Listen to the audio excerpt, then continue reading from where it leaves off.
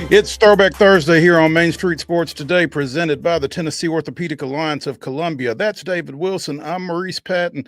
We will be here with you for the next 2 hours talking local, regional, and national sports content, and fired up to do it. D-Dub, what's up? Mo, I had to turn you down in my headphones a little bit. I had you turned all the way up. So Oh, your turn me up.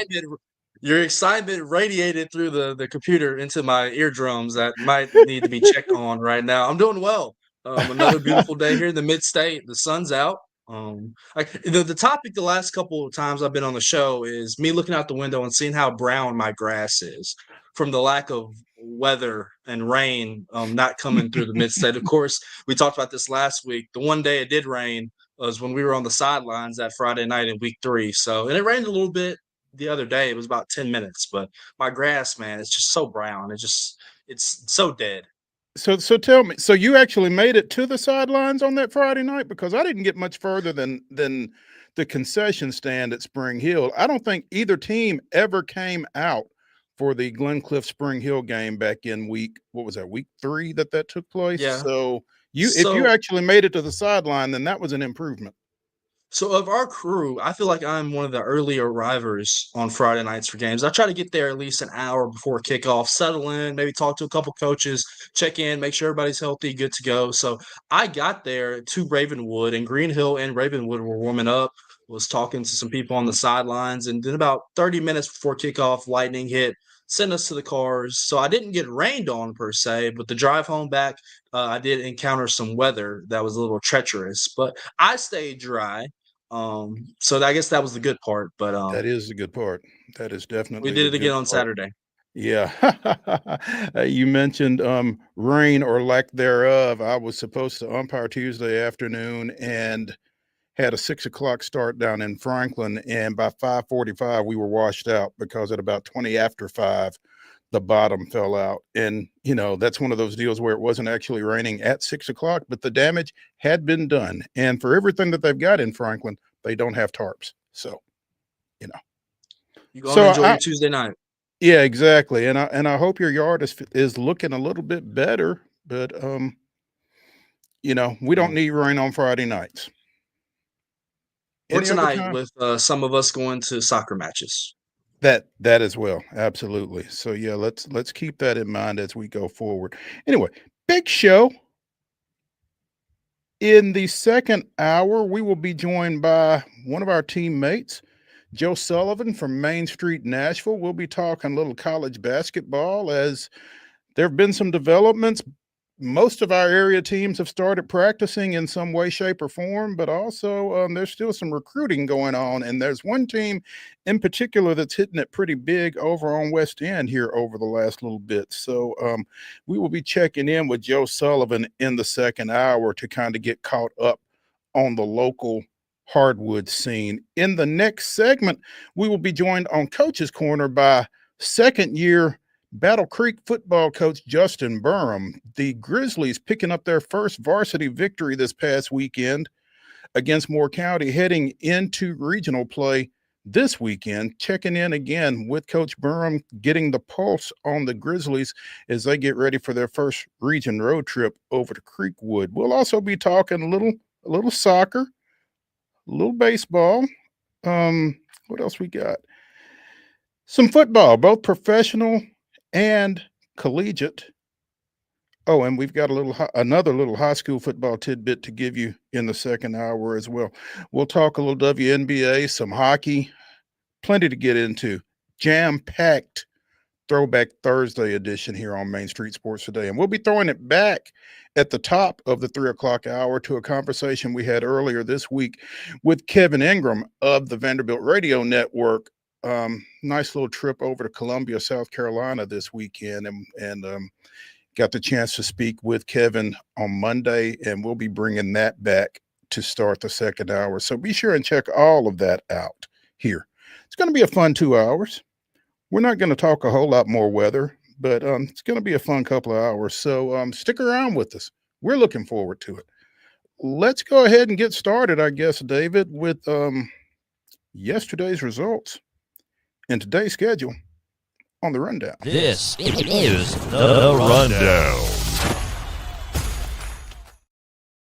in the Tito Soleil on the volleyball court, it was Gallatin picking up a 3-2 set win over Liberty Creek in 5 sets. In district play, it was Spring Hill sweeping Giles County 3-0. In Major League Baseball, it was the Braves completing the sweep in the nation's capital against the Washington Nationals. Braves winners of that series finale 9-4. It was Wade's Astros trying to keep pace with the Mariners in a crowded AL West. It was Astros 5, Rangers 2 last night in the state of Texas. Up in Louisville yesterday, matinee action up in Louisville. It was the Nashville Sounds 4-1 victors over the Louisville Bats.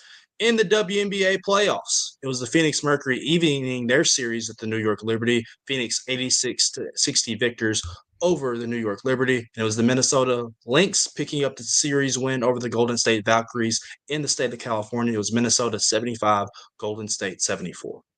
High school football action tonight. You can hear this one on Main Street Radio as the MSP radio game of the week. It'll be Wade Neely and Casey Patrick, Mike side, for Portland at Greenbrier, 7 o'clock kick. Also at 7, it's Ezel Harding at Joe Burns.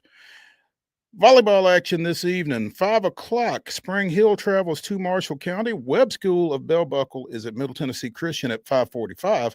Also at 5:45, Providence Christian goes to Franklin Christian, and Grace Christian of Franklin hosts Columbia Academy.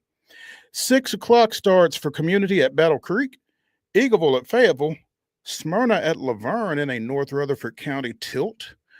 Lincoln County goes to Lawrence County at 6. Also at 6, Mount Juliet hosts Gallatin. Mount Pleasant hosts Loretto. Forest goes to Murfreesboro Central. Oakland goes crosstown to Riverdale. Rockvale goes crosstown to Siegel. Stewart's Creek is hosting Wilson Central. Hampshire is at Summertown. And Columbia Central goes to Tullahoma. Again, all of those 6 o'clock starts.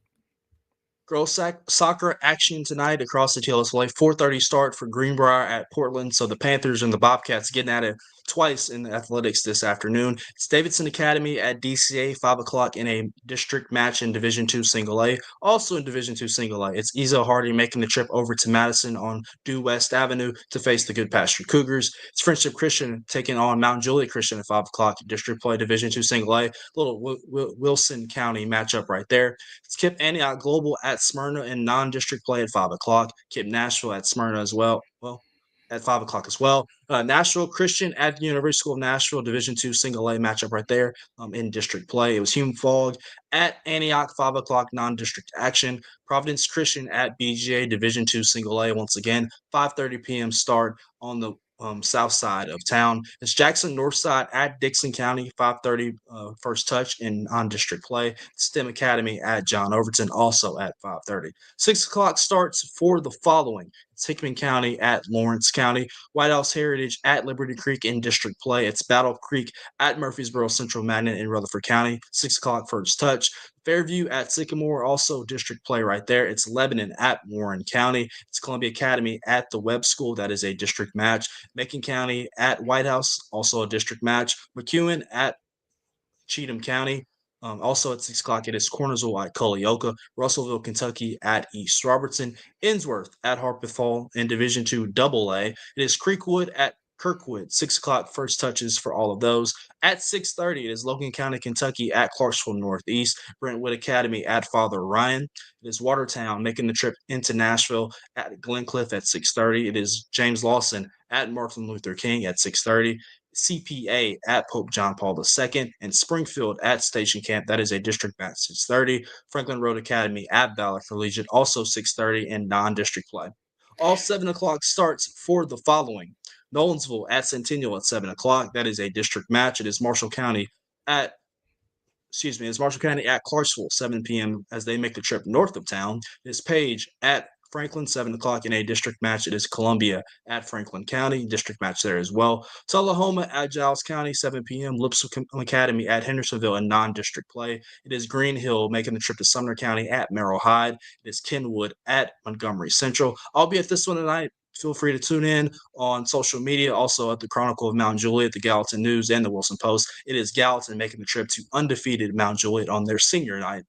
Rockvale at Oakland, 7 p.m. First touch. Independence at Ravenwood, also at 7 p.m. Blackman at Riverdale. Beach at Rossview. Wilson Central making the trip to Rutherford County to Siegel. Brentwood at Summit, Clarksville Academy at West Creek, and Richland at Loretto. Not a start time there, but all the rest of those are at 7 p.m. The Nashville Sounds take on the Louisville Bats in Game 3 of their set in Kentucky. That is a 5:35 first pitch. In the WNBA, decisive Game 3 tonight, it is Indiana Fever traveling back to the A to take on the Atlanta Dream. That is a 6:30 tip-off on ESPN2. And at Michelob Ultra Arena tonight is the Seattle Storm taking on the Las Vegas Aces. That is an 8:30 first tip. In the National Football League tonight, you can find this one on Amazon Prime at 7:15. It is an AFC East showdown between the winless Miami Dolphins taking the trip to New York to face on the undefeated Buffalo Bills and Josh Allen. 7:15 kickoff on Amazon Prime with Al Michaels and Kurt Herbstreit. Ladies and gentlemen, those were your scores. That was your schedule. And that concludes today's rundown.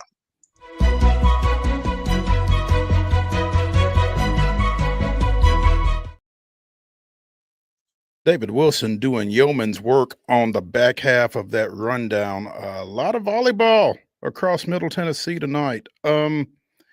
Top story coming to you courtesy of Piggly Wiggly in Neely's Mill in Columbia. Be sure and check out their delicious daily deli lunch options available from 11 a.m. until 6 p.m. Also, their hand-cut meats and everything is cost plus 10% at the cash register. Piggly Wiggly, Neely's Mill, Columbia, bringing you our top story. And it comes to you from the pitch, specifically from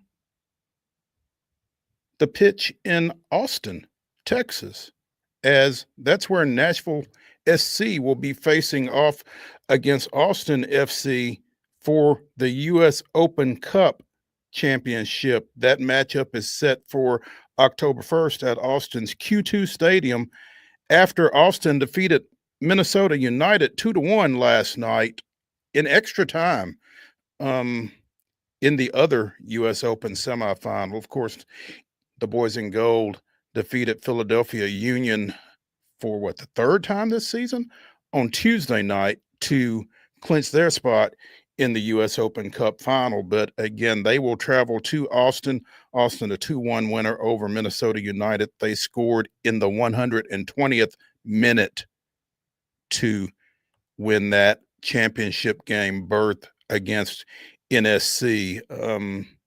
Previously, Austin had defeated El Paso Locomotive, the Houston Dynamo, and the San Jose Earthquakes to advance to last night's semifinal matchups. So again, October 1st in Austin, it will be the Nashville Soccer Club and the Austin Football Club at Austin for the U.S. Open Cup Championship. It would be the first hardware of any sort that NSC has won, should they be able to pull that out on October 1st. And I'm sure we'll be talking a lot about that between now and then, but huge matchup coming up for NSC. I'm sure Wade will be definitely tuned in for that. He is the resident soccer expert of Main Street Sports Today, so I'm sure he'll have all the full breakdown. That would be the first professional trophy of a championship variety for the city of Nashville, correct? Obviously, the Titans have not won a Super Bowl yet. Does that count in your mind? I've seen some talk on Twitter that it would be. I just wanted your thoughts on that. I can see it both ways, I guess.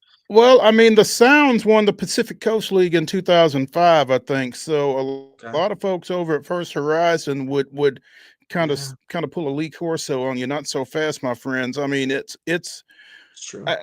It's kind of nebulous, I think. But I mean, I don't think it lessens the accomplishment should the Nashville Soccer Club actually get it done. And I'm one of those folks, I guess, in sports that you don't have to dim somebody else's light to make yours brighter necessarily. I mean, we can certainly celebrate this without it being the first professional championship, blah, blah, blah. Just enjoy it for what it is, I think. But really looking forward to it. Apparently, Nashville and Austin, this would be the fifth meeting between the two. Nashville has won twice, Austin has won once, and they played to a draw.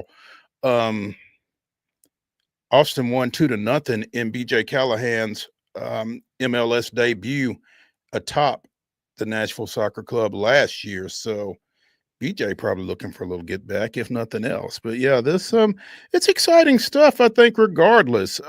Just the fact that you have made it to the final two in a pretty prestigious competition such as this is a big deal, and it's to be enjoyed, and hopefully these guys can come through with it. Coming off that big win against Philadelphia Union the other night, Sam Surridge with the hat trick in that win.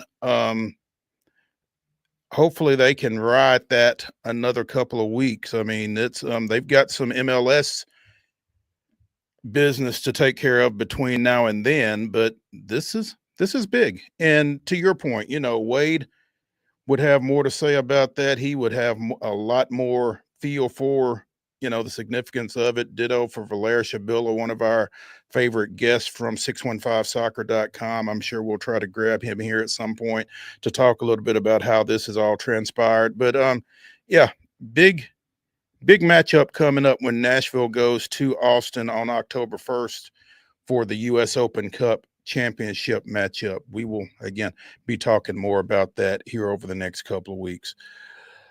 Let's take a break here on Main Street Sports Today, presented by the Tennessee Orthopedic Alliance of Columbia, as we continue Throwback Thursday. When we come back, we'll get into Coach's Corner. We will visit with Battle Creek football coach Justin BURUM. Stick around.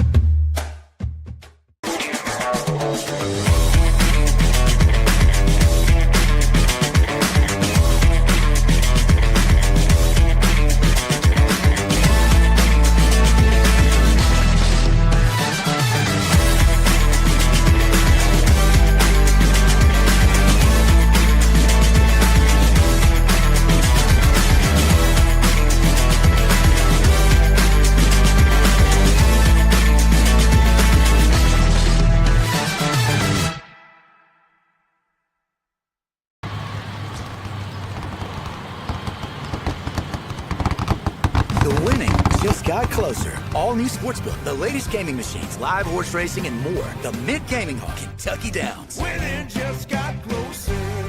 Deep in a forest at Nashville Zoo, new creatures here for you to view. Phantoms graced in black and white swing high in trees of dappled light. In rocky crags, tall and steep, small antelopes with nimble feet. A wise old man with beard of white, a sentry perched on stony height. Amidst it all, a hunter lies, with coat of gold and steely eyes. A new adventure just for you. Leopard Forest at Nashville Zoo. Open now.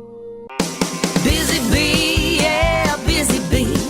If you need... Hold on, y'all, hold on. I need to make a call. Hey, this is Brianna with Busy Bee. I'm giving you a call to let you know your technician is on his way. 833. Busy bee. Guys, not yet. Not yet. Busy bee, oh, Now busy ready, bee. guys. Call 775-7833. Custom Stone Handlers supplies over 600 distributors and suppliers with quality stone products. Along with Riverstone, we produce and distribute over 100 building, landscape, and other bulk products. Our goal is to provide quality products, service, and partnerships to ensure our customers' success. We firmly believe the measure of any person or company is how you treat other people and customers. Give them a call at 931-490-4990 or visit CustomStoneHandlers.com.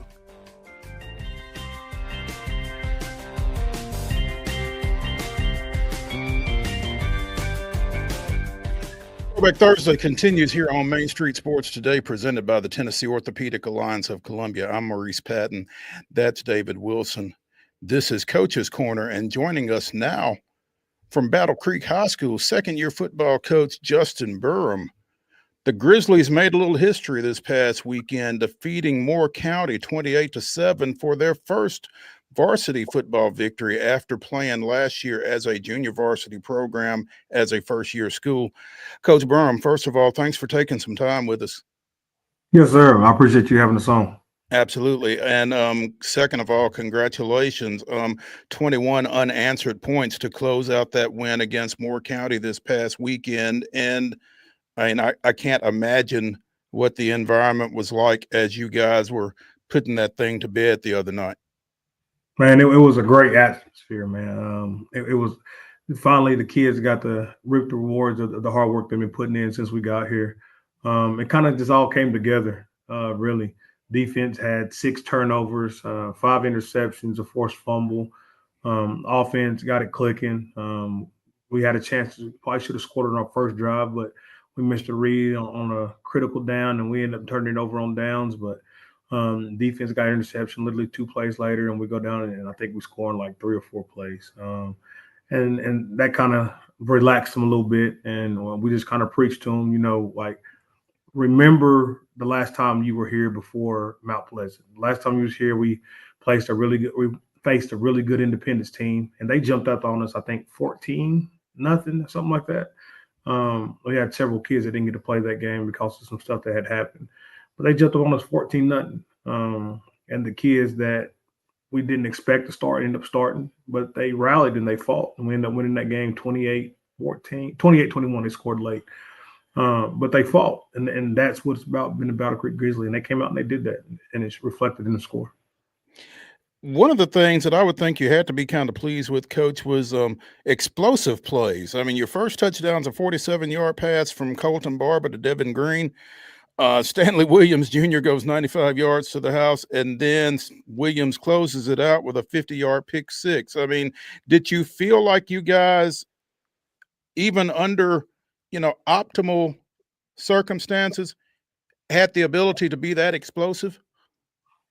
I think I felt that way since I've been here. I've said it to the staff, and I said it to the kids, and I've said it to some coach fans. Like, we got some really, really explosive kids.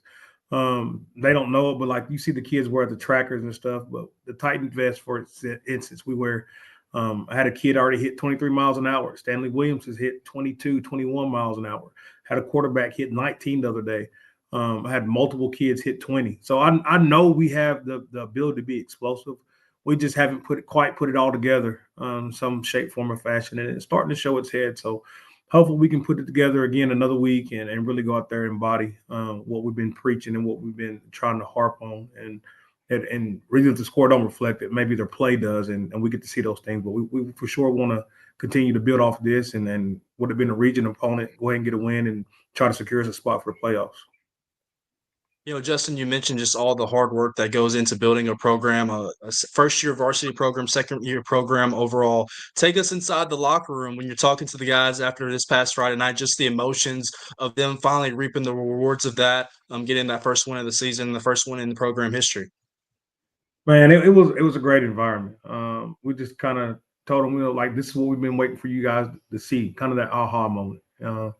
But it was great to see smiles on their face and not see them come in. And we have to tell them, like, look, I know it seems like it wasn't in our favor score-wise, but you guys grew. You're going to have to give them that speech. And they kind of get to relax and get that woosah and get that pressure off their back. One of the coaches like, when you go pull that grizzly off your back, I was like, nah, that thing's long gone. It was gone at the end of that fourth quarter. So it was good for them to kind of relax and have fun and come in this week and not have to have a pressure of winning. You know what I mean? You always want to get that first one out the way, but as I challenge this week, after you get the first one, the hard part comes. Now you got to get the second one. So that's what we're going to try to go get done. And I'm glad you mentioned that word growth right there as before I kick it back to Mo really quickly. I know he's chomping at the bit. Just talk about how this program has grown, obviously from last year competing just in JV till now as a varsity program heading into week 5. Just the growth that you've seen from your players in your program and how it probably seems like they can get better each and every week when they step out on the field. Oh, most definitely. We do a thing, we write index cards, and the guard, you got your individual goal, you got a goal that can help another teammate or a person, and then you got a team goal. And our team goal, we all had the same team goal, and it's to show growth in everything that we do. And that's really big for us because we're so young. People don't understand that these kids that we have here, they haven't been a part of a program where they got to see senior leadership for the last 2 years. When they came to us, we were freshman and sophomore. So when we did get them, they were freshmen on the team previously. And then the freshmen we inherited, they were in middle school. So they haven't really got to be part of a program where they got to see it run from the top down with seniors and juniors. They kind of got thrown in the fire. So they kind of got to lead and they got to find their way. And that's kind of the best part about building it from the ground up is the kids that's here now are going to set that foundation and set that. Do you want to be remembered as the kid that could have, would have been, or you want to be remembered as the kid that helped build that and set that growth and set that foundation and to show what leading from the top looks like, even though you're a young guy? Justin Burham of Battle Creek High School joining us here on Main Street Sports today on Coach's Corner. And Coach, it's a quarterback-driven sport. Colton Barba, and you and I spoke a little bit about him after the Mount Pleasant game, I guess, and a little bit after the Columbia Central game the following week. Friday night, 8 of 14 for 210 yards, threw for a couple of touchdowns, had a pick. But one of the things that you mentioned is he's not necessarily a practice player.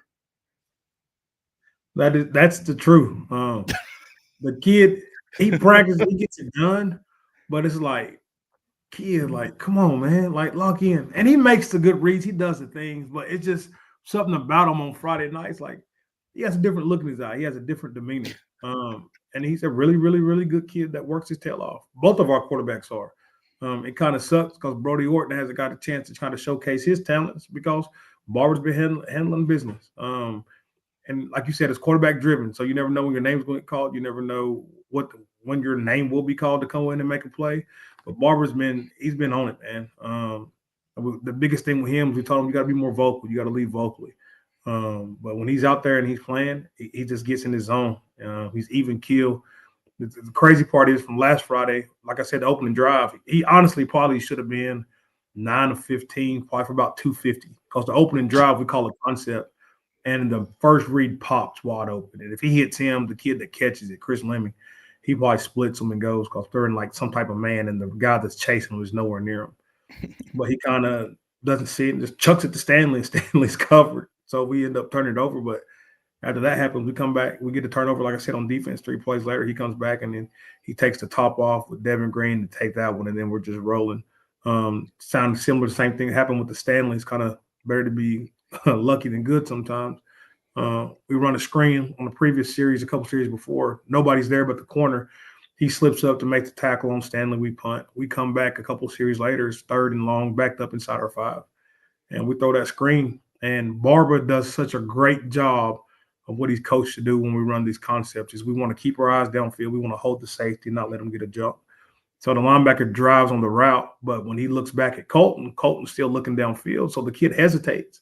Colton flips on the ball, and probably by the hair on your skin, that the kid misses the ball for a pick 6, which would have made it 14-14. Stanley catches it and goes 95. And that's just kind of what he does. You know what I mean? He's cool, he's calm.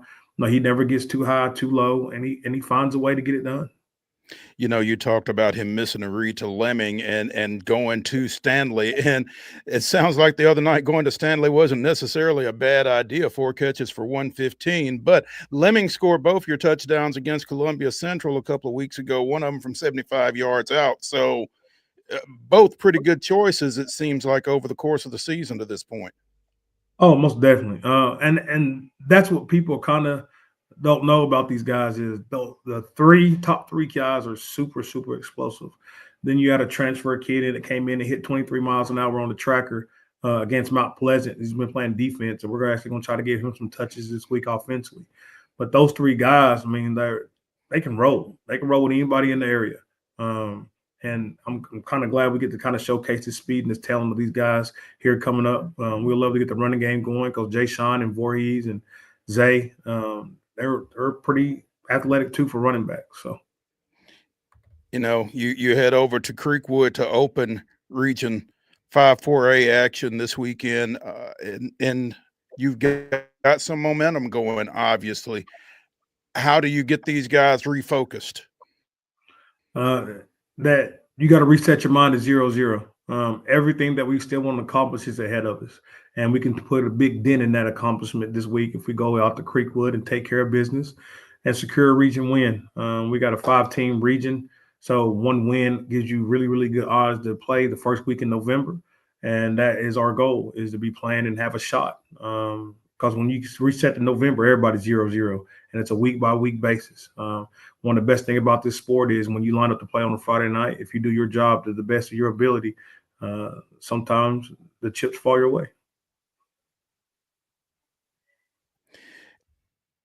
For this program, there were a lot of firsts achieved across the athletic program at Battle Creek last year.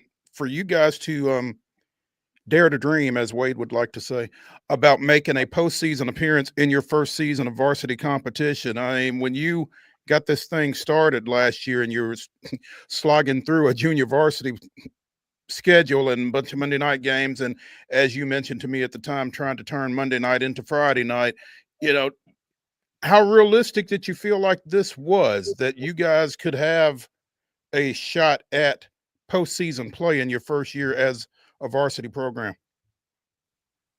I didn't really know how realistic it was at the time, just for the simple fact I didn't know what classification or what region we were going to be in. We got a decent region. Marshall County's a heavy hitter. Creekwood, they remind me a lot on film with Lincoln County, just how they want to do things offensively and schematically. And then you got Montgomery Central, who's up the road in Clarksville County or Montgomery County. And then you got the team across the highway. So I think everything kind of works its way to where we all can meet up and let the chips fall their way. I like our odds. We just got to play. If we play our style of brand, I think we got a good shot at it. But we got to do it consistently and do it relentlessly. You can't just have it 1 week and then off and once again and then off. You got to put it all together, and you kind of got to build from week to week. You might have picked up on his team across the highway. That would be Battle Creek's reference to Spring Hill, which is an October 17th matchup. It follows an off week. It is the fourth consecutive region game for the Grizzlies. Again, they open over at Creekwood tomorrow night. They've got Marshall County and Montgomery Central coming to them the next couple of weeks. And then after that idle date on October 10th, they will go across the highway to take on Spring Hill on October 17th. Coach, what do you like about your schedule and the way it sets up as far as you get into region play and you're in it for the next 4 games? A lot of people thought I was crazy. Schedule was so heavy at the beginning, but I honestly want to see one of the kids to be battle tested. I didn't want to go into region play or going in if we have a chance to do something and not be blinded and not be tested up front. High school football is won in the trenches, and those first 3 games really was a testament to that. Coach Hartsfield at Mount Pleasant does a really good job and been aggressive on defense, and he's done some really good things at Mount Pleasant. He's kind of been the face of Murray County football with the way they've been winning. And then you always got to go down south to Central and Coach Goff, and they just have big bodies. So we want to line up against those guys and keep it in county. It's good to keep things close. One of the reasons we want to be here in Murray County is because of the talent. So we want to keep everything in-house. And then you go down south to Lincoln County. And if you know anything about Lincoln County, they in the 90s, they were a powerhouse. They want to line up and they want to be physical. So those first 3 to 4 games, we want to kind of line up and be physical. And then I put Moore County in there because of the success they've had for a single A or 2A program here in the state. They've been really, really good. So we kind of just want to see what our trenches can do and kind of hold up with people, because we know at the end of the day, you got to be able to run the ball and stop the run at the high school level. So now when we get into region play with Marshall County, they're pretty big and they're pretty aggressive. So that was kind of my mindset with that. And then jumping in the region, we just got to compete. We got to find a way to just do what we do and trust our success and trust our process. Montgomery Central's a young team like us. Across the highway, they're looking to build just like we're looking to build. So I like our odds and it all. Now, Coach, you came in from Georgia, but you are a Tennessee native. You've got some experience in Tennessee and in the area coaching. How much has that kind of helped you through this transition into your first head coaching role?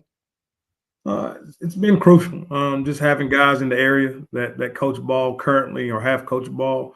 And then Coach Stevens been my mentor from East Tennessee.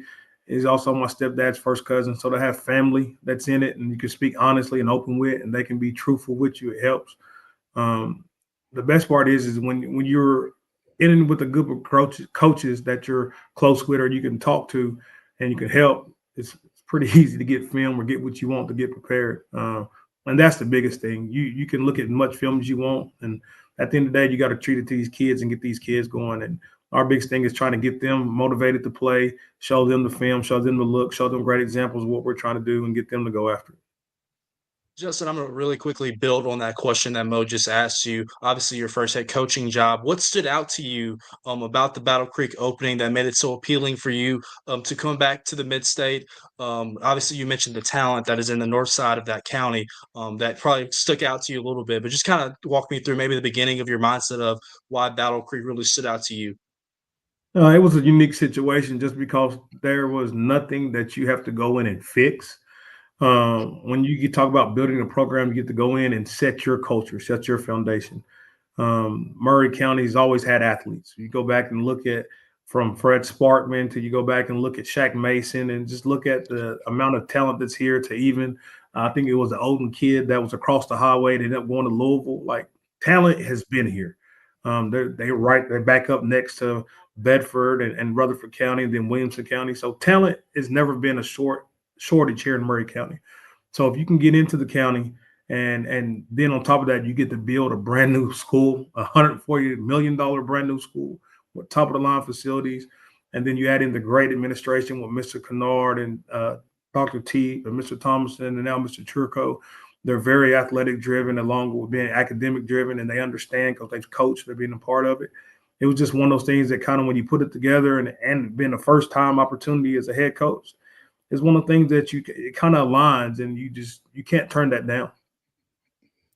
Justin BURUM, Battle Creek second-year football coach, joining us here on Coach's Corner on Main Street Sports today, presented by the Tennessee Orthopedic Alliance of Columbia.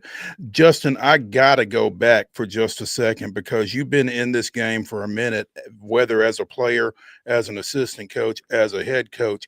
When you see a kid who isn't a practice player and you get that, Coach, I'm a game player. I'm not. I mean, how do you resist if you don't get it done in practice? You're not going to get a chance to show me you do it in a game. How do you not take that approach in that situation? It's kind of crazy because the first time it actually happened was when I was at Laverne. Then it happened again in Georgia, and then been here. It's just like, kid, like, come on, man. Like, what are we doing? Like, it's frustrating at times because you know the kid can play better, they can do better. And you want to push them, you want to motivate them. But at the same time, when they get on the field and you see what they produce, and then they come up like, Coach, I'm trying. And you can tell when a kid is really trying to go and practice, it's just not working. You can tell that. The problem, the biggest problem is when you got those kids that really can't get themselves going, that their motor's not there in practice. Those are the ones that's frustrating because you're like, kid, you can't just flip a switch and go chase this down or flip a switch and go after and get it. And then you see a kid that's 6'5", 310, decides he wants to maul people. He just doesn't do it in practice. Like, okay, maybe you can flip a switch on Friday night and go get it done. But it's frustrating because you want everything to be perfection in practice. You want to see everybody at their best, but sometimes they just don't get it done. And it sucks because it's frustrating. But at the end of the day, you know the kid can ball and the kid can go, and he shows you can go on Friday. You put him where he can make a play. There you go. Justin BURUM showing some patience in his first year of varsity coaching up at Battle Creek. Coach, Coach, we appreciate it. Good luck to y'all this weekend over at Creekwood, and look forward to catching up with you again soon. Yes, sir. Thank y'all for having me. Go Grizzlies. There we go. Hey, before we get out of this segment, we need to bring you up to speed on our weekly awards. First of all, our Custom Stone Handlers In to Win Life Team of the Week. Besides the military, there is no greater team building experience than athletics. Custom Stone Handlers encourages you to get in the game. Our In to Win Life Team of the Week is the Battle Creek Grizzlies. Again, 21 unanswered points in a 28-7 win over Moore County this past week, their first varsity victory on the gridiron. Congrats to the Grizzlies. Great performance, great accomplishment, and hopefully for them, the first of many. And our Main Street Media, Southern Middle Tennessee, TOA of Columbia Athlete of the Week is the aforementioned Stanley Williams Jr. Again, 4 catches for 115 yards, including a 95-yard touchdown reception, 6 tackles, 1 for loss, 2 interceptions, 1 pick six from midfield. Not bad for a sophomore. Stanley Williams Jr., our Main Street Media, Southern Middle Tennessee, TOA Columbia Athlete of the Week. Congratulations to him, to his teammates, and to Coach BURUM. And that's going to close out Coach's Corner here on Main Street Sports Today, presented by the Tennessee Orthopedic Alliance of Columbia. Let's take a break, come back, talk a little baseball. Stick around.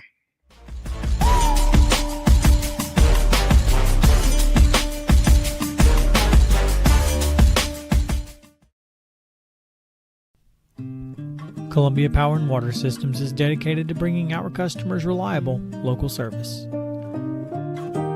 Whether you're turning on a light switch, your faucet, or streaming on TV, our dedicated team members from here in Murray County work every day to keep you on. If you need us, call us 931-388-4833 or visit cpws.com. CPWS, local service, local support.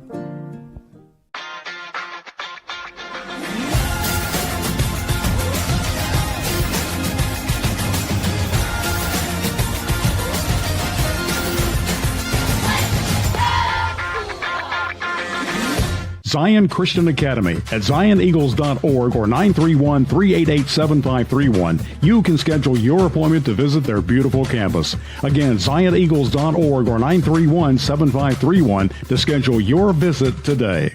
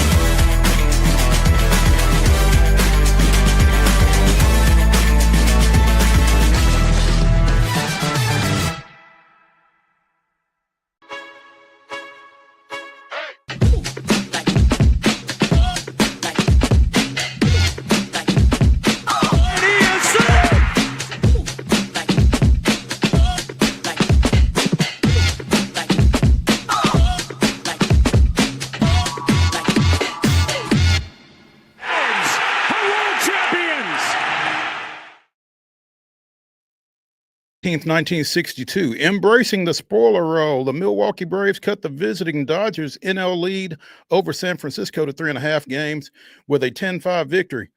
Los Angeles couldn't do anything with the Aaron brothers as Hank doubled, homered, and scored 3 times, while Tommy went 3 for 4 with a double and drove in 3 runs. The home run was the 40th of the year for the Hammer, who had finished with a league-leading 45. That was this day in Braves history. He's no Hank Aaron, but Matt Olson's on a nice little run right now. Homered yesterday in the Braves' 9-4 victory at Washington. He's homered in 5 of his last 6 games. He has homered on 5 straight days because he did not homer in one of the doubleheader contests on Wednesday. So, again, Matty O on a little bit of a tear. I think he's up to 28 now, trying to get to 30 before the season ends. Went 3 for 5 in that 9-4 victory yesterday. Acuna also went 3 for 5. Atlanta pounded out 16 total hits. And, I mean, it makes you wonder, where's this been all year? But, I mean, it was also against the Nats. So, you know. Yeah, I mentioned it yesterday with Calvin. We were celebrating. It seems like on Tuesday, the Braves never win. So Calvin and I can't discuss a win on Wednesday, if that makes sense.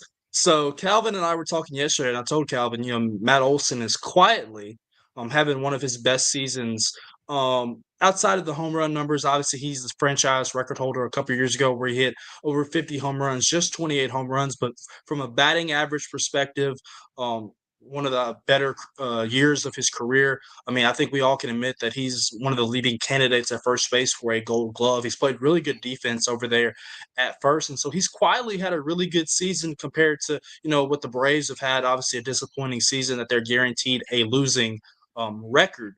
But you mentioned it, Mo. The offense finally kind of putting things together, and there's still some pieces missing in that lineup. Obviously, Sean Murphy out for the rest of the season. He's going to be a piece in that lineup that you think going into next year. Obviously, Austin Riley not anchor in the hot corner with his ab injury. So there's some pieces still left. I think Braves fans are really excited about what Ha-Seong Kim has given them thus far. We'll see how that pans out this offseason. Obviously has a player option, but I think you like the way that they're going, and hopefully they can just continue to play better baseball down the stretch and be competitive. You have to like what Hurston Waldrop did on the mound once again yesterday. So I mean, there's some bright spots in what's been a disappointing season, and to end my long-winded soliloquy, it hurts not being in the playoff picture and in the race at this point in the season and looking at the playoffs and us not being a part of it. But just understanding where we are to see us playing a little bit better, that's a good sight to see. It really is, and I mean, it kind of creates the opportunity to close out 2025 with a relatively good taste in our mouth for the fact that, like you said, we won't be in the playoffs, and sometimes a little rain makes you appreciate the sun a little more. I don't know, but yeah, to your point about Hurston Waldrop, though, 5 innings pitched, 8 strikeouts, improved to 5-1 yesterday, and if we hadn't gone through, and I say we, come at me, but if we hadn't had all the injuries in the pitching staff that have taken place this year, then you wouldn't have found out about Hurston Waldrop, and he has been quite a find. Again, you go back last year and did not pitch very well in limited opportunities with the big club a year ago. Came back and has really kind of been a different cat and has been, what this team has needed. Somebody that you knew could go out there every fifth day, because that's not been the case a lot this year. So definitely that's another piece that you feel pretty comfortable about going into next season. And they're going to have to make some decisions about some arms once everybody gets healthy, probably. But those are the decisions that you like to have to make, as opposed to, do we run Didier Fuentes out there for another game, or, something like that. But again, sometimes you have to go through these type situations to really have an appreciation for the runs of multiple divisional titles and multiple postseason berths and that kind of thing. And hopefully some folks have learned a little perspective from all of this. But I'm going to enjoy this 5-game win streak. They're off tonight. They go to Detroit tomorrow, running it to 6, which would be a season high. They won 5 straight last month when they defeated the Mets. They swept Cleveland. And who was the 5th one against? They won 5 straight. They beat the Mets twice in mid-August, and then they went to Cleveland after that. They were in New York. They won the last 2 of 3. They won 3 straight at Cleveland, and then came home and lost to the White Sox. But this is their second 5-game streak of the season, which is their longest. Again, not holding out much hope as Bryce Elder goes to the mound tomorrow night against Charlie Morton, but we'll see. Depends on which Charlie we get. Depends on which Bryce we get. Have the Tigers already locked things up in the AL Central? I don't know that they have.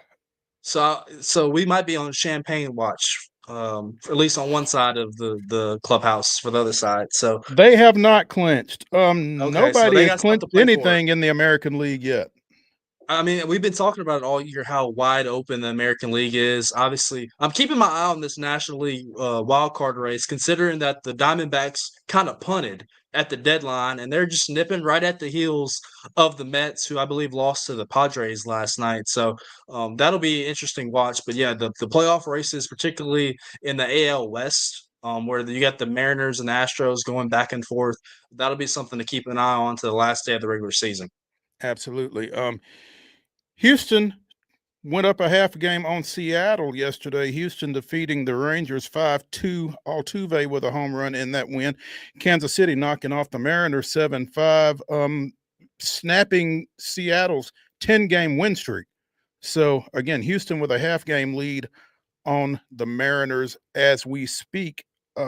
Seattle and Kansas City are playing right now. Seattle leads that one 1-0 in the top of the 8th. So if that holds up, then once again, you've got a flat-footed tie atop the American League West heading into the weekend. You mentioned the Padres and Mets. San Diego with a 7-4 win last night over the Mets. The Dodgers blanking Philadelphia 5-0. And so the Dodgers lead the NL West by 2 games. Padres and Mets are playing right now as well. Mets winning 6-1 through 8.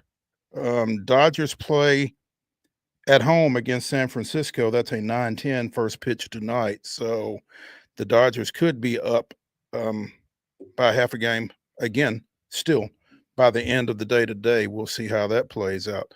Congrats to the Cubs. Congrats to Teresa Walker and Rob Nundley and Dexter Jones and a few other folks. The Cubs clinched a postseason berth yesterday. So 3 of your playoff berths, again, all out of the National League, have been claimed. The Phillies, the Brewers, and now the Cubs. So we were looking at it yesterday, Mo, just the playoff picture. Our friend producer Mark put up a big graphic of what the playoffs would look like if they started today. And what kept my eye was the potential matchup in the NLDS between the Phillies and the Dodgers. That would draw a lot of attention across the country just because 2 big market teams, 2 teams that are all in this season. You got to think, man, Philly's got to pay it off at some point with the runs and the teams that they've had. As Mark pulls it up, if the Phillies get bounced in the NLDS by the Dodgers or the Mets once again,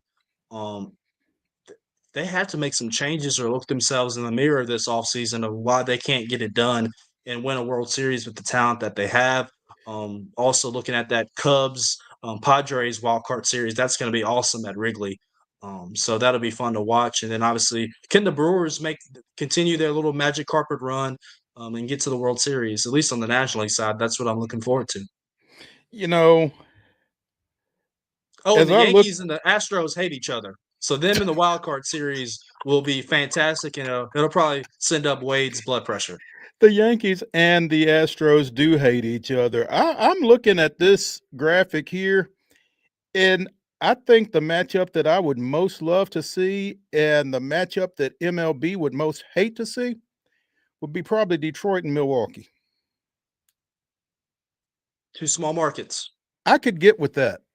And, you know, Milwaukee, with obviously their ties to the Nashville Sounds as their AAA affiliate, a lot of players with the Brewers right now. A lot of players have been with the Brewers who are with Nashville right now. It's kind of amazing the number of transactions, and I've not gone back and really looked, but just as we've discussed throughout this season, the amount of movement between Milwaukee and Nashville over the course of this season, and for Milwaukee to be the number 1 seed as it stands right now in the National League for everything that they've dealt with from a health and from a, promotions, demotions, movement is really kind of intriguing to consider. But I would not mind at all a Milwaukee-Detroit matchup, I don't think. Yeah, and for me, I guess an important note is a couple years ago when the Braves won the World Series in 2021, the Braves organization gave their AAA and AA front offices rings.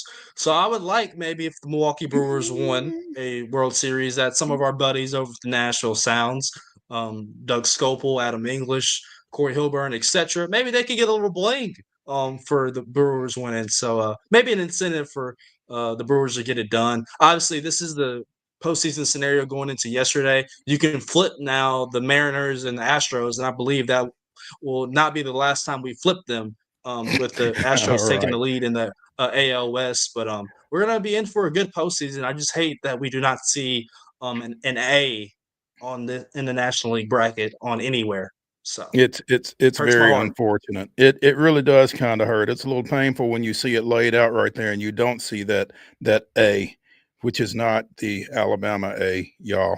I was out the other day and I had on a cap and a t-shirt, and a lady looked at me and said, "I like your cap and t-shirt." And she didn't say Roll Tide. I was a little taken aback.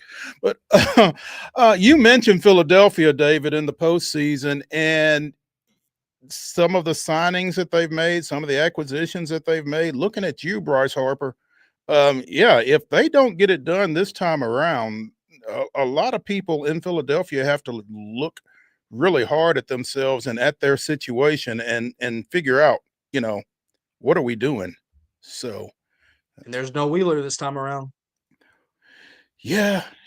And, I'm no Philly fan, but I hate to see teams lose key pieces like that, regardless of who it is, because you don't want that to be the reason that you don't have success. So maybe Philly will figure something out as far as that goes. We mentioned the Sounds. They won 4-1 up at Louisville yesterday, evening that series, the final series of the regular season, final series of the season, as it turns out, for the Sounds. Tyler Black with 3 hits in that one. Big number for the Nashville Sounds coming out of yesterday's win, though. 301 stolen bases. It's the most in AAA baseball. Didn't realize they had run that much. Did you, David?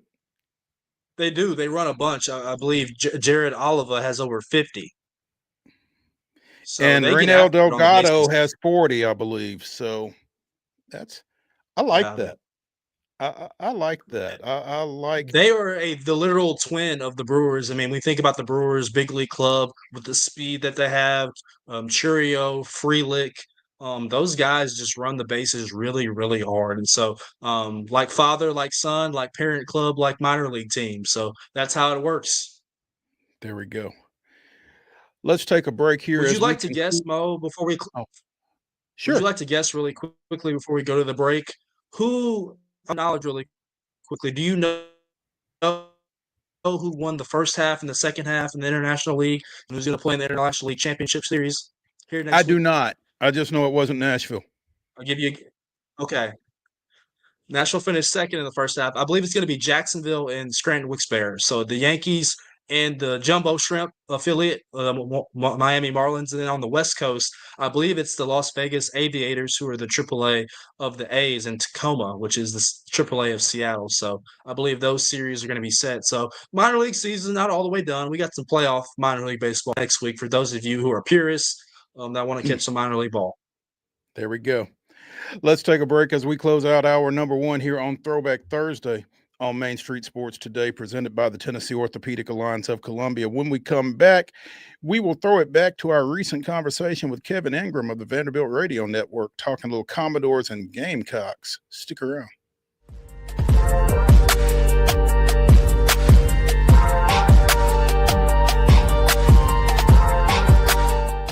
Jones & Lang Sporting Goods here in Columbia has been outfitting teams, officials, and anybody else from T-ball to college for 50-plus years. Be sure and check them out at 931-388-8060 or online at jonesandlang.com. Jones & Lang Sporting Goods, the look of a winner. Zion Christian Academy at zioneagles.org or 931-388-7531. You can schedule your appointment to visit their beautiful campus. Again, zioneagles.org or 931-7531 to schedule your visit today.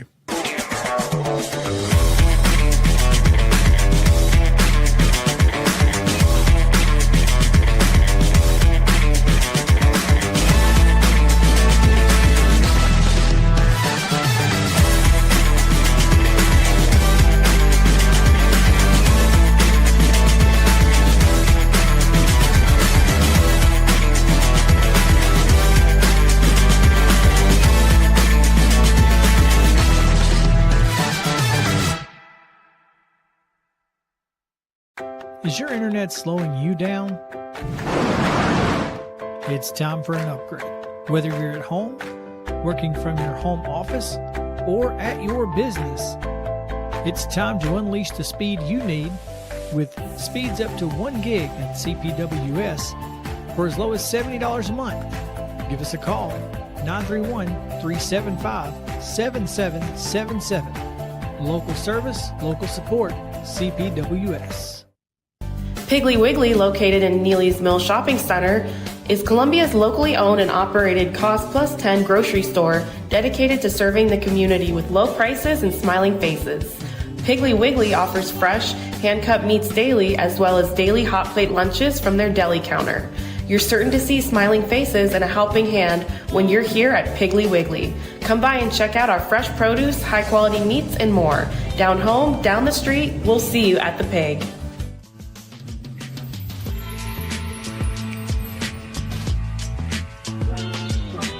As we now welcome in Kevin Ingram to talk a little bit more about this ball game. Kevin, thanks for joining us, man. Yeah, glad to. Sorry, guys, run a little behind. I was on another call, but man, it's great to be with you. And always, as always, it's great to see my logo on the screen. I mean, I feel like that's a key part of my visits here. Loyalty.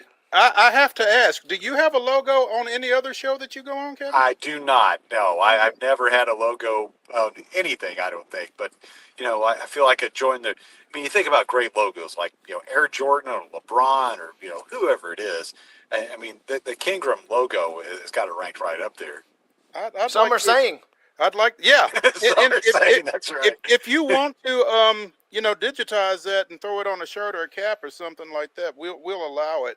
But, yeah, I've had, you know, calls from all different athletic apparel brands about, you know, possibly doing something like that. So we'll see if we can make that happen. There you go. Kevin, as Saturday night unfolded, how much, you know, how off guard were you maybe taken by the events of the night? Well, you know, you go back 2 weeks and Vanderbilt played at Virginia Tech and played really, really well on the road in that game. Got off to a slow start, trailed 20-10 at halftime, and then just blew their doors off in the second half and won 44-20. So I think that was maybe a little bit of an attention getter, but I think also a confidence builder for this team to go on the road again and play in another hostile environment. South Carolina is one of the great stadiums of college football. I would say it's one of the most underrated places to play, not only in the SEC, but probably in the country. And you knew for a game that basically started at 8 o'clock Eastern time that it was going to be cranked up. Fans have had all day to get ready, and their tailgate scene was great and everything. But I think this team went in with a lot of confidence and played that way. You know, came out on the opening drive and scored. And I think really one of the big plays in the first half was A. Wood's interception when it felt like South Carolina had some momentum. And Lenora Sellers was moving that offense really well. And then in the second half, pitched a shutout, and the defense has been really good. Got 4 turnovers overall, and the offense did what it needed to do, and being efficient and having good balance. And so I think for this Vanderbilt team, it was, you know, it was a. You wonder, okay, how are they going to perform against a team that's considered one of the nation's best on the road, SEC opener, all those different elements, and it felt like the team passed with flying colors. That said, and this may not be a fair question because, again, as we covered, as you were coming on before you came on, South Carolina was without Lenora Sellers for a large part of this ball game. How good is South Carolina? I think they're a really good team. They're more than Lenora Sellers. Now, I mean, there's no question Lenore's going out of the game hurt their chances of winning, but I didn't think that was the entire game. And I think even if he had played all 4 quarters, I felt like Vanderbilt still had a great chance to win. I hope he's okay and able to come back this week and have a terrific season. He's an outstanding player, and I hated to see it that he went out of the game. But they have some weapons, man. Nick Harbor. Wow, if that dude continues to refine his skills as a receiver, catching the ball, running the routes, and all those things, there aren't many guys you're going to look at and say that dude looks like an NFL prospect as much as Nick Harbor. He has world-class speed. He has size. He's big. He's about 6'5" and about 240 or something like that. He is a guy who I think has a fantastic future. Over on defense, they have certainly some terrific players on there. Not quite the same collection of draftable defensive linemen that we saw last year. I think they had 5 guys go in the first 4 rounds or something like that. I mean, that defensive unit they had on the field last year was really something to watch. And I thought toward the end of 2024, that South Carolina team was playing about as well as anybody in the country. But I think they're a good team. Again, I guess a lot of it depends on Sellers' health and how he's able to come back and play. I hope he is just fine and able to get back and be good to go. But I think they have another good future or good season in store, for the near future in 2025. I think they're a good football team, and certainly their home stadium gives them a big advantage. And playing big games in Williams-Brice Stadium is going to be a thing that will serve them well. And I think Shane Bimmer's done a good job with that program. Again, he had them right on the the doorstep of making the playoff last year, if not for a couple early season losses. Kevin, as Vanderbilt's schedule has unfolded here, seemingly the tests have gotten harder each and every single week, and I'm curious with you, obviously, right there. What have you maybe been most impressed by through 3 weeks against increasing difficulty thus far from Vanderbilt? I think I've just been impressed with their attention to detail. I mean, they've come in ready to go in all 3 games, and also overcoming some adversity in that Virginia Tech game for sure. I mean, falling behind and turn it over a couple times, but it's a team that has a lot of older guys on it. And Diego Pavia, if you have him, you feel like you always have a chance to win just by his leadership and his attitude and just his spirit that never out of a game and really never out of a play. I mean, you see out there on the edge throwing a block and that sort of thing. But I really, for as well as the offense has played, I've been super impressed with the defense. I've been impressed with how these guys have played up front. I've been impressed with how physical they've been on both sides of the football. The offensive line has performed well. They cleaned up some of the penalties this past week. The defensive front, they've really built some good depth there to where they're able to rotate guys and not have any drop-off in quality. Back to the offense for a second. Jordan White, our center, won SEC Offensive Lineman of the Week today, and I think that was well-deserved for a guy who does a good job of leading that offensive front. So I think the physical play up front maybe is the most impressive thing I've seen so far. Kevin, I want to also ask you, I say Steve, that'll make sense in a second, because I want to ask you, so much about the offense has been discussed, but what about the defense? That's Steve Gregory in his, kind of early stages of his Vanderbilt career as the coordinator. What have you seen out of the defensive unit that's got you excited? I think the speed and the size, and I love the linebacker core. I've said that all along, and I think that is probably one of the best groups of linebackers that anybody has in the country. It was unfortunate. You lose a key piece there with Langston Patterson being disqualified with the targeting call in the first half. But you have so much depth there that you really don't have a lot of drop-off. You could play Bryce Count a little bit more, and Brian Longwell's been outstanding, and Nick Rinaldi's having a good season. So, I mean, you have really good depth there to where, if somebody has to go out, your next man up is going to be a man who's really good. I love that defensive group, but it just feels like across the board, they have better depth, they have better speed. And I always think that stats don't necessarily tell the story of how defensive players are playing. I mean, you may not look at Miles Capers and see tons of tackles or sacks or any of that just yet through 3 games, but I feel like he's making a big impact on games with his ability to come off the edge. He grabbed a fumble the other night, and he was still holding the football when he got to the post-game press conference or got to our post-game interview. That game was really special for him because he's from Sumter, South Carolina, which is about an hour down the road from Columbia. But yeah, I just, C.J. Hurd had a big game. He had a dozen tackles. You definitely notice him from that safety spot. So they had some key spots to fill on the defense, but they filled them well, and that group's just really playing well. And, as far as having Steve Gregory now, the defensive play caller, I don't think a whole lot has changed in terms of terminology or strategy or just the feel of the defense because he was here last season and worked with Clark Lee and kind of understood how the whole thing worked and I think both our play callers have done a great job so far. Kevin Ingram joining us here on Main Street Sports today, presented by the Tennessee Orthopedic Alliance of Columbia as we talk a little Vanderbilt football. The Commodores with a 31-7 win over at South Carolina over the weekend. Their first win at Columbia since 2007. First win over South Carolina since the following season, 2008. First road win over an AP Top 25 opponent since that win back in 2007. South Carolina was number 6 at that time. This was their first SEC game, which means Vanderbilt has won its SEC opener for the first time since 2011. A lot of firsts or a lot of first-time senses for the Commodores. And one of the biggest, I guess, is Vanderbilt is 3-0 to start the season for the first time since 2017. I mean, this start, and, the schedule kind of fell right for them. Charleston Southern, Virginia Tech, who they had beaten last year, probably had a lot of confidence going into that game, and then a winnable game against South Carolina. But you still got to go out there and do it, and the fact that they did, I think, says something. It really does, Mo. I mean, you got to play the games and, do what's on your schedule. But, there were a lot of fun first. And, you're talking about those wins in 07 and 08.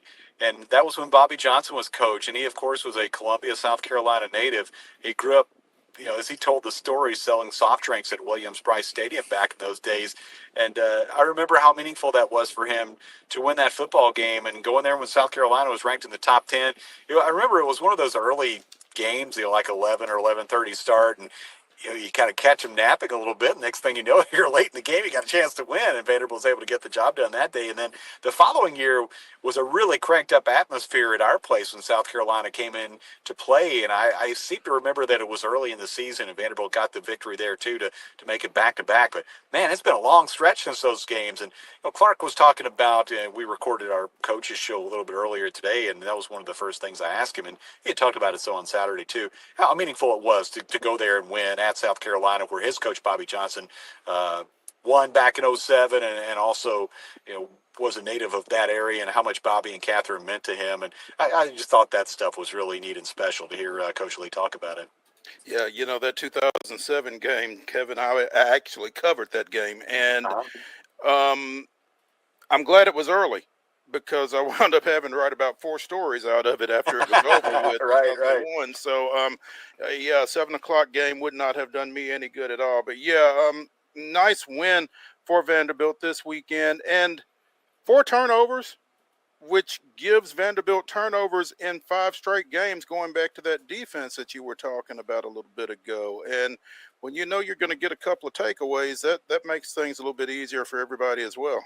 Yeah, it sure does. I mean, those are game changers. And, the one by Zay Wood early in the game really was maybe the biggest of the 4 when it flipped the momentum of the game right there when South Carolina was starting to get rolling. But, 3 more in the second half. I thought maybe as big as the turnovers, we're getting a couple stops on 4th down when South Carolina was in a spot where they decided to go for it and Vanderbilt was able to get off the field. Those are almost like turnovers as well, where you typically get the ball in decent field position if you're able to get those stops on 4th down. So, the defense being able to rise up and make some big plays. And, you had 4 turnovers caused and grabbed by 4 different players in that game for Vanderbilt. So, you want to see those keep coming, because those are things that really change football games.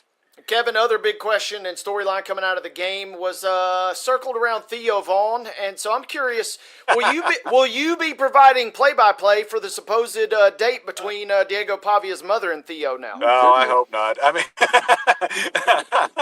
I actually, I heard that story, and some of those guys were out of practice back last week, and look, I'm a little on the older end of the spectrum here, and I don't know much about Theo Vaughn or some of the other content creators that might show up.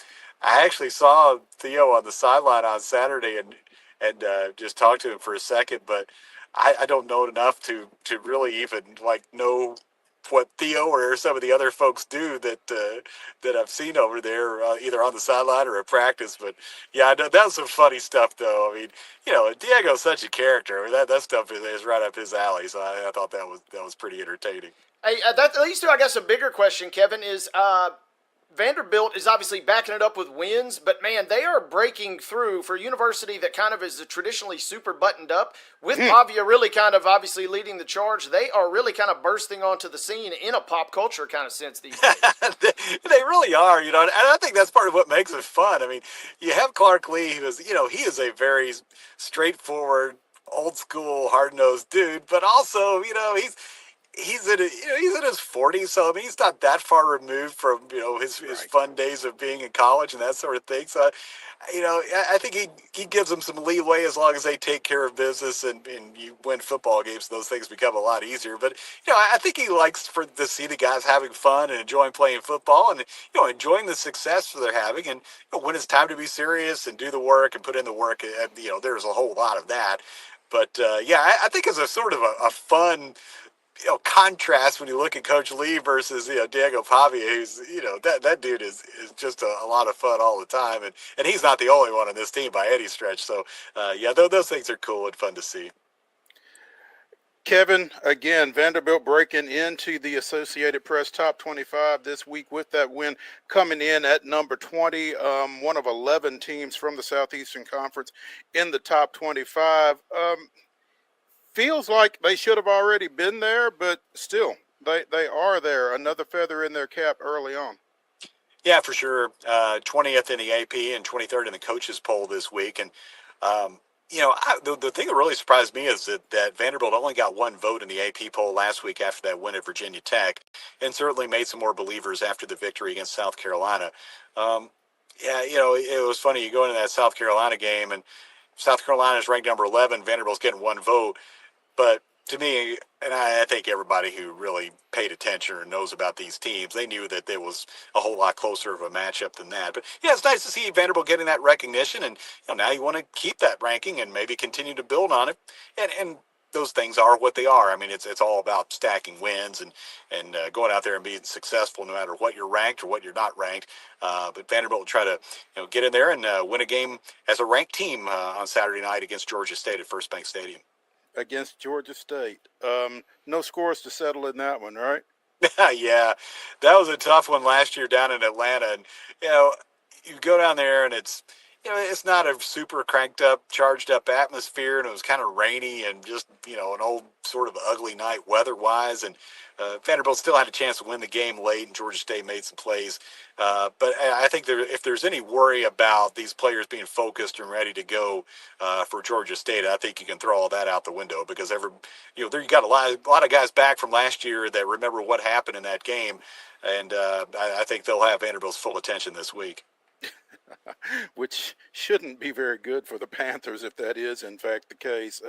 Kevin, I don't know how much you got to see of it, if any, but any thoughts from the black and gold folks that you were with regarding that Georgia-Tennessee game? Obviously, they had a lot on their plate to take care of themselves, but any kind of, mention or talk or, we saw this or anything like that? I wasn't able to really focus on it too much because we were kind of in our pregame and that sort of thing there in South Carolina. I mean, we were tracking the score and, keeping track of what was going on. And, from just a college football fan perspective, that was a terrific football game. But yeah, the SEC is always tough. Every game is a total grind, and it's weird for Vanderbilt to not play Georgia. I mean, that was a staple of the schedule for years and years. To not have Georgia, Florida, or Ole Miss on the schedule anymore is really strange to somebody like me who's seen all these seasons for all these years, and those are teams that you always knew were coming up.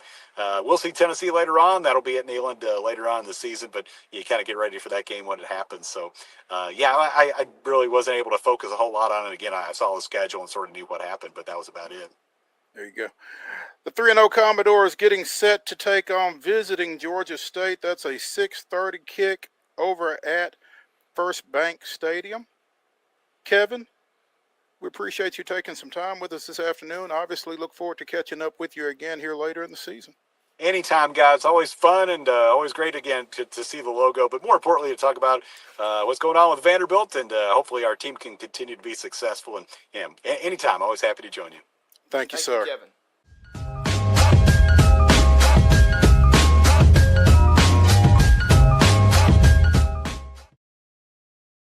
Deep in a forest at Nashville Zoo, new creatures here for you to view. Phantoms graced in black and white swing high in trees of dappled light. In rocky crags, tall and steep, small antelopes with nimble feet. A wise old man with beard of white, a sentry perched on stony height. Amidst it all, a hunter lies, with coat of gold and steely eyes. A new adventure just for you. Leopard Forest at Nashville Zoo. Open now.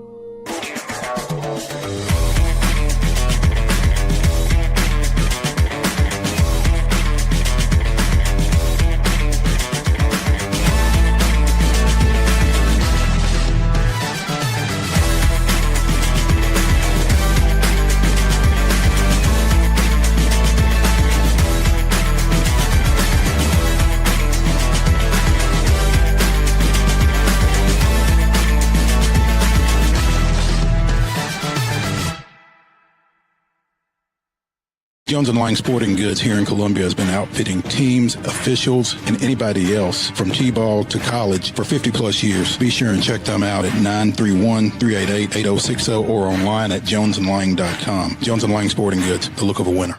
Piggly Wiggly, located in Neely's Mill Shopping Center, is Columbia's locally owned and operated Cost Plus 10 grocery store dedicated to serving the community with low prices and smiling faces.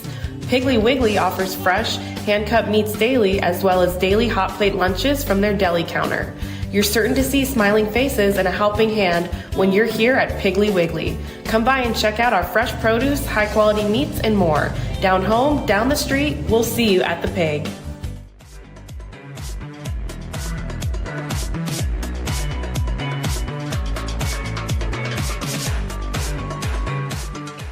Throwback Thursday continues here on Main Street Sports Today, presented by the Tennessee Orthopedic Alliance of Columbia. I'm Maurice Patton.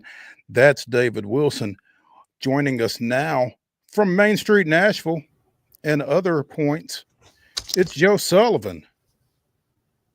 Talking a little local basketball. Joe, good afternoon. Fellas, how you doing? I have a question for Dave. I noticed he had on his Twitter account, he has a picture of he's at Notre Dame.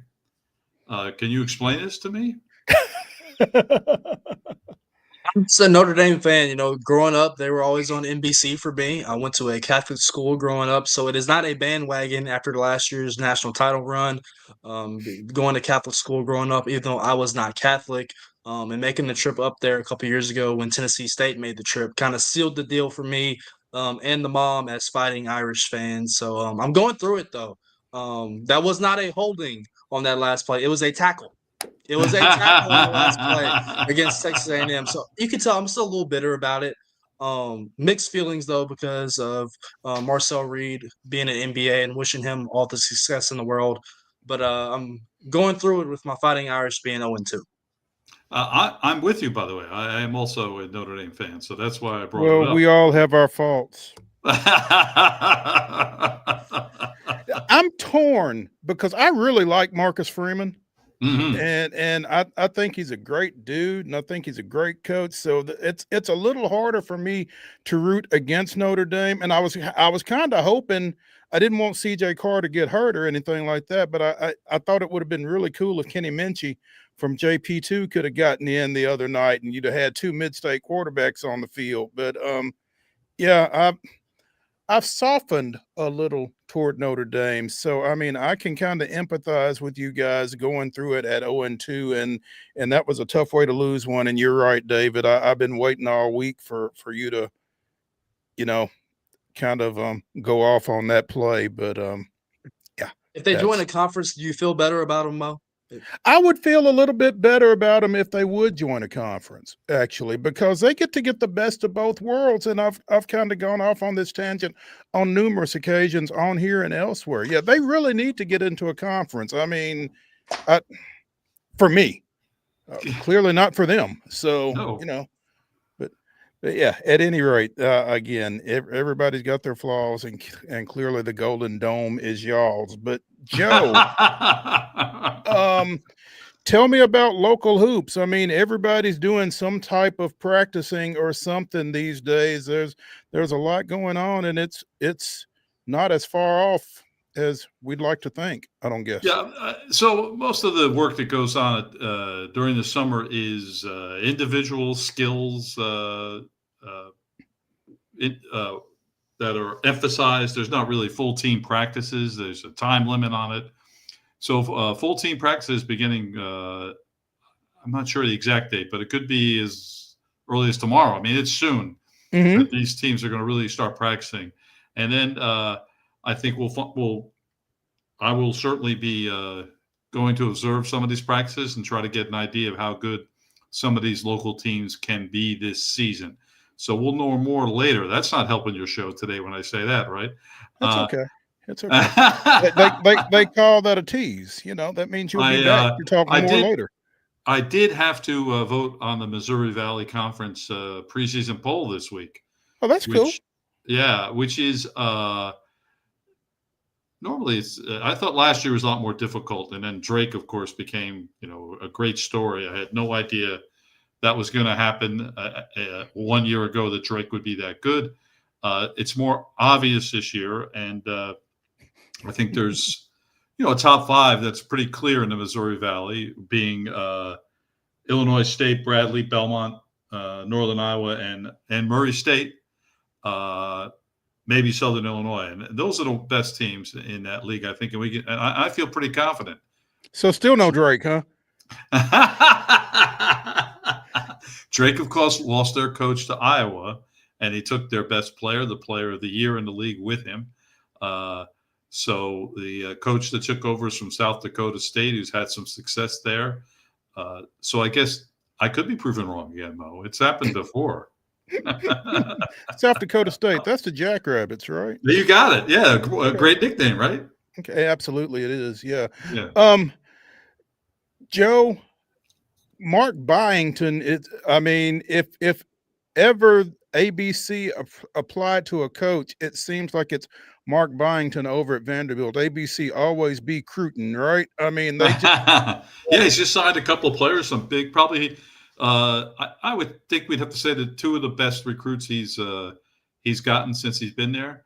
And isn't it's strange to hear about recruits rather than transfers? It really is. We really have no idea about these recruits, except that they're highly regarded. So that's good. You want to start with that.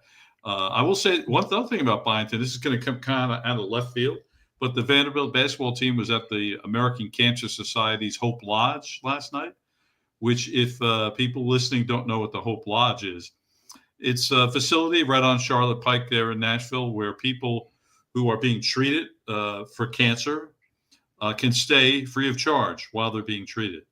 And it is, I guess you could say this, I don't mean this trivially, but it's like a Ronald McDonald House for adults. Mm-hmm. And it's really a necessary aspect of the treatment that's needed for people who come from a lot of far reaches of Tennessee where they have to come to Nashville to be treated. Right. And anyway, Mark Byington brought his team to Hope Lodge and served dinner to the residents at Hope Lodge last night. And isn't that a great thing doing that this time of year? That's really cool. Because I can't imagine anybody that's listening to us who hasn't been touched in some way, shape, or form, unfortunately, by cancer. And true. To your point, Vanderbilt is a well-recognized, leader in that treatment. And so people do come from long distances. Not everybody is fortunate enough to just be able to drive in and drive home or whatever when they're being treated. So they're serving a great purpose, Hope Lodge is. And so that's really cool to hear that the team took part in something like that. And that's, again, I have to, I got to be careful when I start talking about this. So, Understood, Mo. It's an emotional issue. And hey, I'll talk to your listeners if you. No, I'm good. It's cool to hear that they did something like that, and it's not trivial. I don't think. I think when folks can think beyond themselves, sometimes it's a good thing. Yeah, no, isn't that a great lesson? You're absolutely right. And look, I'll say it to your listeners: if you're moved by something like that, knowing that Vanderbilt was over there, the American Cancer Society could always use some money as they continue to try to cure the disease of cancer that, as Mo said, affects all of us in some way, for sure. Boy, I didn't know we were going to talk about that, Mo. But, to get back to the recruiting, though, it's something that's a little less touching. Yeah, and not nearly as important, but it's a big deal. Jackson Sheffield out of Alabama, 6'9", 240. A 4-star committed this week. Ethan Mbako, 4-star, 6'6", 215. Byington's getting some size. Yeah, well, they could use it. And we talked about it all last season about how they just weren't big enough. And it eventually stopped them from doing greater things. I mean, that was a great season.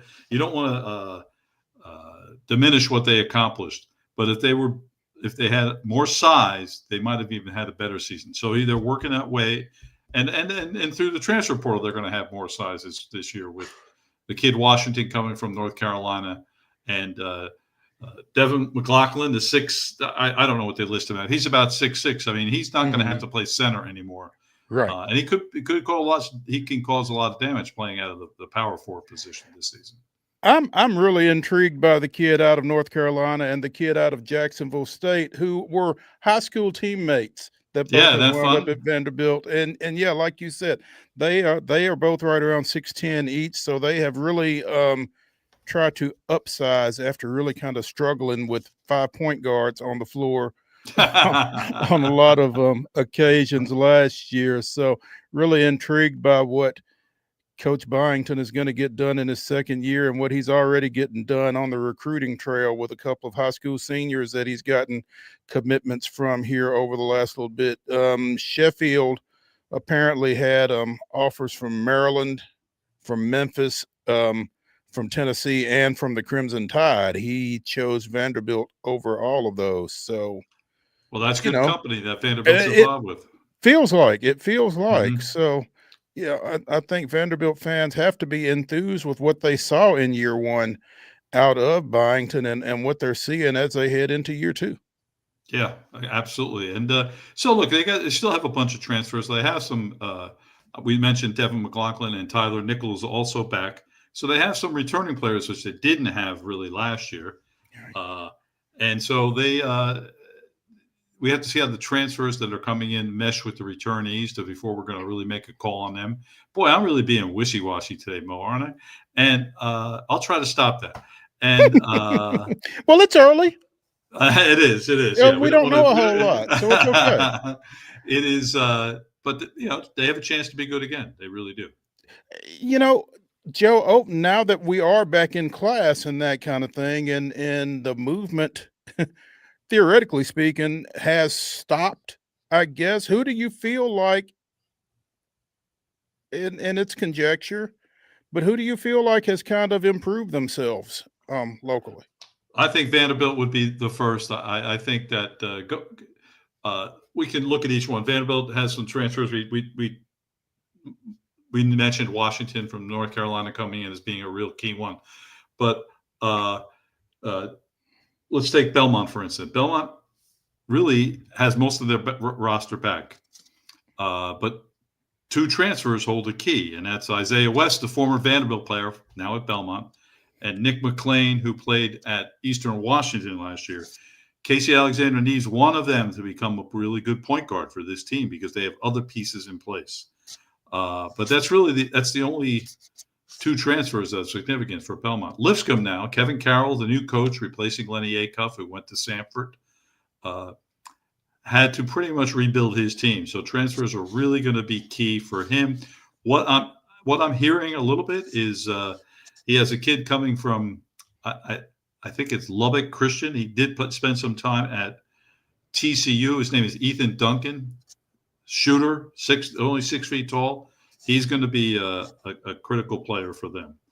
And then a guy named I got to make sure I get my names right here. No, Carey Middleton, I think it is, comes from Anderson College in Indiana. So Division II guy moving up. Not sure about him. Mm-hmm. And then Middle Tennessee, I think, is really most of what they're going to have is going to be returning players led by Kamari Lands that are going to hold the key for them. And then we have Tennessee State. So I don't know. The best thing that happened to Tennessee State was naming Nolan Smith the new coach. And I think we talked about this the last time I was on, Mo, didn't we? That he had a great press conference, and now he went out and hired a tremendous staff, in my opinion. That he hired DeMar Johnson, the former NBA player, started at Cincinnati, as one of his assistants. Vince Taylor, who's also a fellow Duke player like Nolan Smith, and then a guy named Delonte Hill, who has a great reputation as a recruiter. Originally in the DC area, but there is someone who can help him get players. So look, I asked Nolan Smith at his press conference, is this your team? Because at that point there was still time, maybe they could change the roster, but he said, this is the team for this season. But I'm going to guarantee you here, I'm not going to be wishy-washy here, Mo. I'm going to guarantee you a year from now, that Tennessee State roster will be completely overturned. And we'll see what the full effect of Nolan Smith coming to that school is. Joe, you mentioned just there really quickly talking about Lipscomb. This is a topic that probably hits a little close to home to me as a former Trevecca Trojan, seeing Kevin Carroll move over from the purple and white back to Lipscomb to take over the Bison for Lenny Acuff, who he was on the bench for prior to going to Trevecca. So maybe go a little bit more in depth for me on your thoughts and expectations. Obviously, you mentioned a lot of turnover on the Bison roster, but some thoughts and expectations for Kevin Carroll in year one at the helm. Yeah. So, by the way, they open at Vanderbilt on the opening night. It's Lipscomb at Vanderbilt. Now, Vandy, and I'm going to answer your question. I'm not dodging. Is been how can I say criticized for not playing the local schools over the years. But Lipscomb is going to play at Vanderbilt opening night, and I think based on what I see and I've heard, I think it's going to be a really tough first season for Kevin. I think he needs to probably work on this roster again next offseason. And I think that the players that are returning are not proven stars. They were a veteran team last year, and all those guys are gone. And the one young player I've heard some good things about is Kennedy Okara. I don't know. So his brother plays for Tennessee, and he's going to be a freshman. He might see some playing time. He could actually see a lot of playing time. So I think when you're relying on a player like we talked about, Ethan Duncan, who comes from Lubbock Christian, as being an NAIA school, I believe, going to be someone who's key for you. He's also bringing his point guard over from Trevecca. If these are the type of people he's relying on, these are not players coming from Division I colleges. I think this could be a very tough first season for Kevin Carroll. Not what David wanted to hear, but that's okay. I wish him well. Sometimes it's what you need to hear. Dude. He's a really good dude. He is a good dude. He has been a friend of the show. We've had him on a couple of times. Really have enjoyed spending time with Kevin and wishing him nothing but the best. But I think it was Joe, correct me if I'm wrong. I think it was probably going to be a tough situation whoever took that job. Yeah, I think that's true. Right. It's there was enough veteran play, and they had that tight group that had played together for years, and they were all out of eligibility. So you're right. It was going to be tough for anyone. It would have been tough for Lenny if he had stayed. I wonder if that had anything to do with him not staying. Anyway, Joe Sullivan joining us here on Main Street Sports today, presented by the Tennessee Orthopedic Alliance of Columbia, talking a little basketball as it's practice is right around the corner, which means that the season isn't far behind. But Joe, obviously you mentioned MTSU and Kamari Lands and some of the guys that they're going to have back. They got some folks out of the portal as well, but it feels like, finally, Nick McDevitt has some positive momentum going into a season and kind of something to build on to some degree. Yeah, possibly. But I think what's going to be key for them is some development of players that are already there rather than the transfers. So we've talked about these guys, Jared Hall, who when we first mentioned him, you corrected me, Mo, on my pronunciation of Lebanon. Did I do it right that time? Lebanon. And, there you go. You're good. And Javon Carter. These are local kids that came back to Middle Tennessee in the portal last year and didn't play, but have some talent. So I think they're going to be key. That's going to be key. And also the development of Torrey Alston, very athletic forward they have. And he's fun to watch, man. He is. Yeah, he's a great dunker. He's really entertaining dunker. One thing about I was just looking over some of the schedules before I came on here, and they have Nick scheduled 2 very tough road games at Michigan and at Houston this year, and that should be, I admire the effort, so to speak. Yeah, and those are interesting because you feel like the outcome was pretty well in hand almost as soon as the contracts were signed, but at the same time, and you've been around this game, Joe. What is it that as a mid-major coach, what are you looking for out of that? Is it the exposure? Is it, let's go and let's see how close we can get? What is it that you feeling like maybe you can catch lightning in a bottle and somebody can knock in 35 for you and have you around at the end? Well, I think knowing Nick and knowing how Middle Tennessee's been a quality program for a lot of years, that they're thinking about the upset. I don't think these games happen without the cash, though. That I wonder if he didn't have to play him, would he? And that's actually a good question for the next time I talk to him. We'll find out. How about that? Okay. I wish I had an answer for you today. There you But I think a school of Middle Tennessee should think about winning these games. Maybe that wouldn't be the same thing for Tennessee State going on the road to Michigan and Houston. They can't. That's probably not going to happen. Anything? One last thing is some coaches like these as recruiting aspects too. That if you come, we're going to play these games, and that's appealing to some players. Right. Okay. Yeah, and I can see where it would be. You know, you're not in a league where you're going to see those kind of folks, but you know, it feels like athletes want the opportunity to measure themselves against the best. And so if you can say, hey, we're going to go play a team that played in the national championship game, that's right. It's not a bad thing. So it isn't. Okay. All right. Anything that you are working on, anybody that you got an eye on here as things get ready to really get cranked up here over the next little bit? Well, there's one thing I might mention, Mo, is Tyler Lundblade, the Belmont sharpshooter, who led the nation in 3-point shooting last year, got a little plaque for it this summer.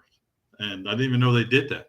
And but there was a video of him taken at practice that I guess we can say. Do I sound stupid saying it went viral? Do I sound too old, like Boomer Dad? And it is he was shooting threes in practice, and he made 174 of 179 in practice. And at one point, he had 68 in a row. So I guess he's warming up. And he wants to repeat as the best 3-point percentage shooter in the country. Shoot, right? Yeah, he is. And look, he did not go into the transfer portal, but I know that he had chances, people encouraging him to do that. But he remained loyal to Belmont and Casey Alexander and is returning. And I could say he's set to have a big season, but he's going to be more of a target for defenses this season, where he was kind of a surprise last season. And you know how that can work sometimes. He's not going to sneak up on anybody, that's for sure. Yeah, so it was to see. But that was an interesting little video put out by Belmont that he had such a great shooting practice. There we go. Joe Sullivan, you can find his work at mainstreetnashville.com. Joining us here on Main Street Sports today, presented by the Tennessee Orthopedic Alliance of Columbia. Joe, as always, we appreciate it and look forward to catching up with you more as the season gets closer. Thanks for having me. Always a good time. All right. Let's take a break here. Let's get into our final segment here on Throwback Thursday on Main Street Sports today, presented by the Tennessee Orthopedic Alliance of Columbia. We'll come back. We'll get into the grab bag. Stick around.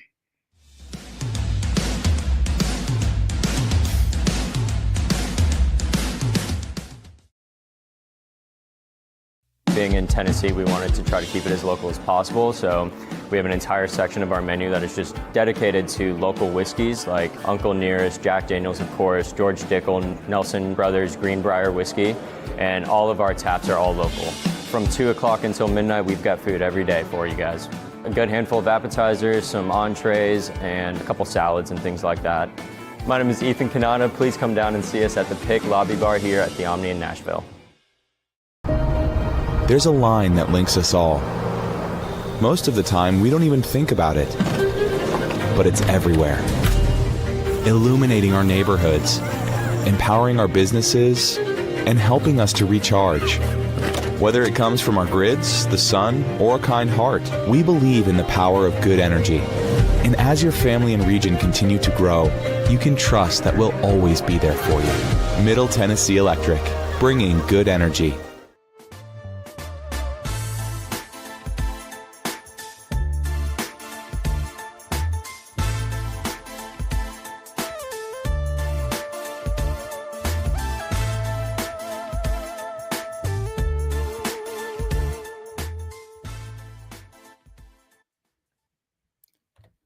It's the final segment of Throwback Thursday here on Main Street Sports Today, presented by the Tennessee Orthopedic Alliance of Columbia. I'm Maurice Patton.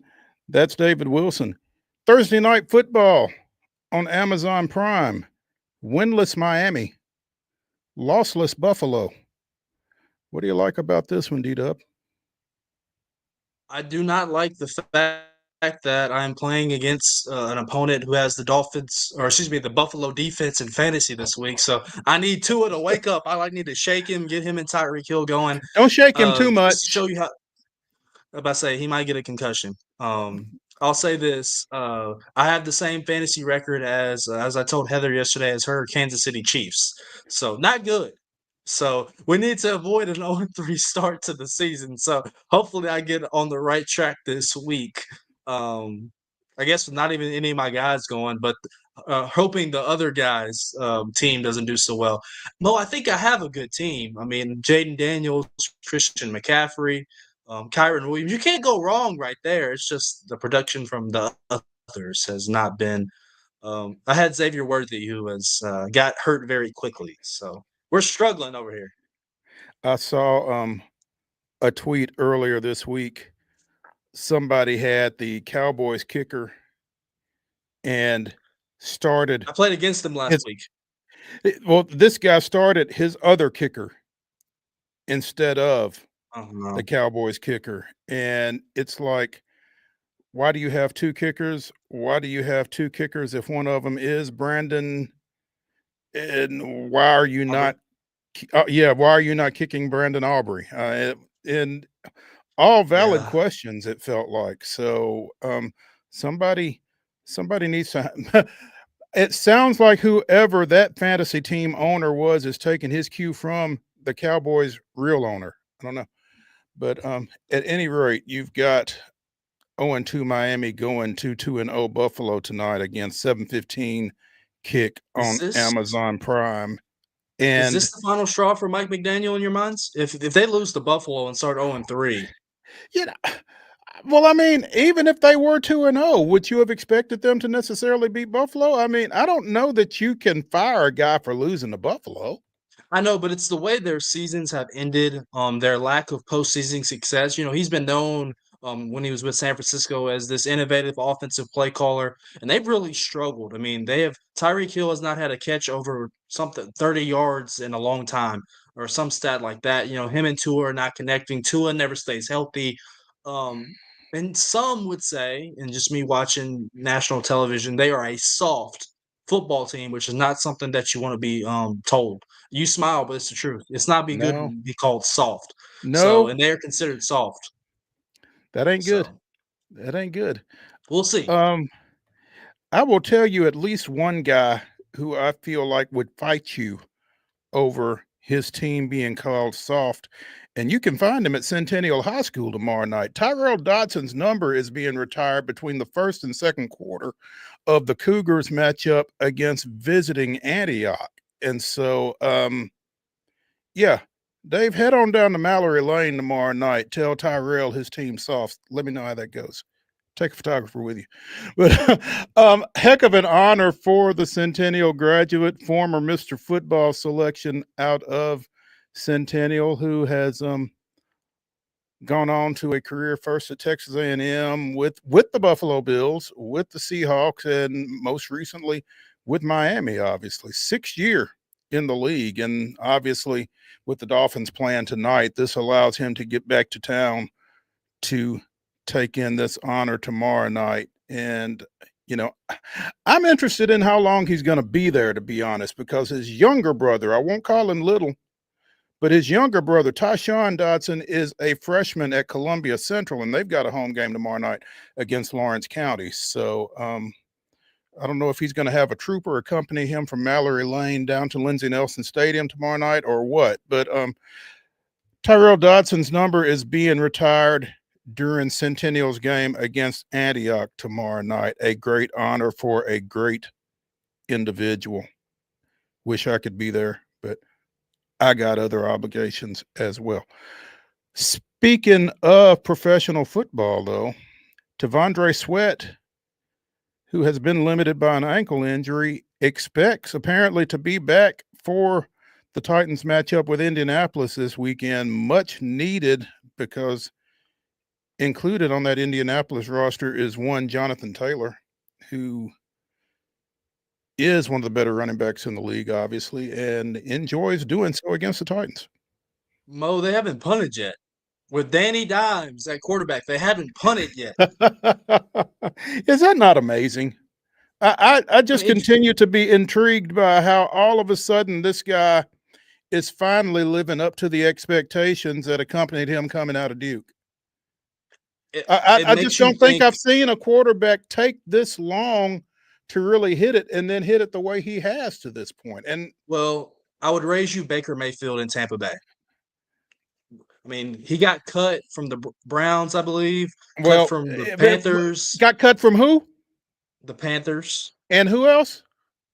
And the Rams. No, and the Browns. And the Browns. I mean, okay. Yeah, exactly. Daniel Jones shows you the dumpster fire that is the New York Giants. That's fair. That's fair. I'll take that. Yeah. Yeah.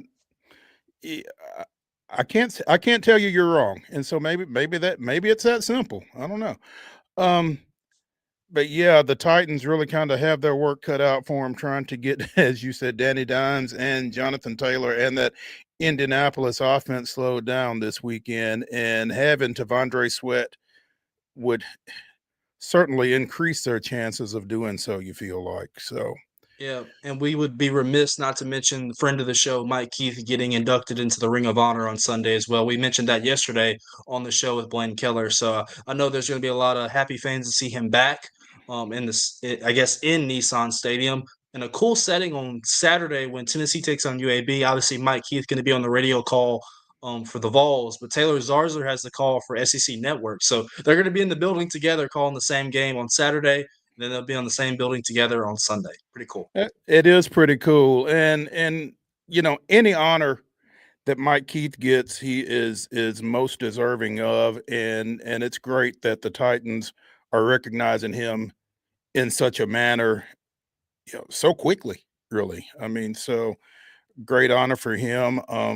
Local kid, local boy, done well, obviously, and this is it's great that they are able to recognize him in such a manner.